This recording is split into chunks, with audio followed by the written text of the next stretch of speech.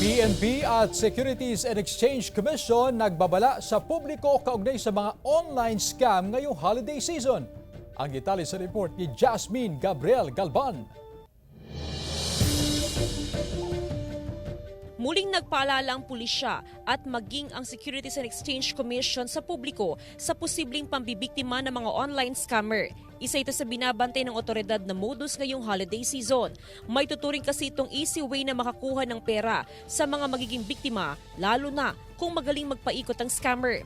Noong mga nakaraang buwan ay mayroon po tayong reported na ganyan na scam. Pero sa tulong din po ng ating mga kababayan, ng ating mga mamamayan, ng media at ng mga local government units po natin ay atin na pong nasampahan na ng mga kaso ng mga yan. Payo ng Securities and Exchange Commission o SEC na maging matalino mapanuri ang publiko sa mga ganitong modus. Kada linggo, naglalabas ng abiso ang SEC sa mga dapat tandaan ng publiko para makaiwas sa online scam, gaya ng iba't ibang investment scam. Mahigpit na ipinagbabawal ng SEC ang anumang transaksyon na may kinalaman sa depository banking at maging sa transferring, disposing and conveying ng related assets. Ang sinumang masangkot sa online scam ay maliwanag na lumalabag sa Section 8 ng RA 8799 o Security Regulation Code. Ilang kumpanya na nasangkot sa online scam ang naisyuhan ng cease and desist order ng SEC. Meron na tayong mobile application, yung SEC Check App. Pwedeng i-download sa Google Play at sa App Store, whether you are an Android user.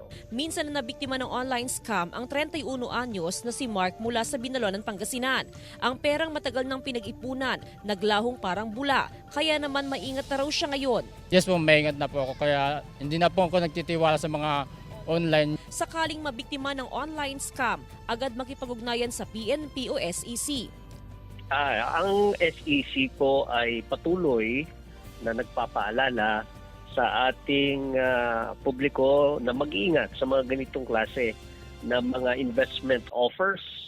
Ito, lalo-lalo na yung mga investment scams, laganap yan sa internet.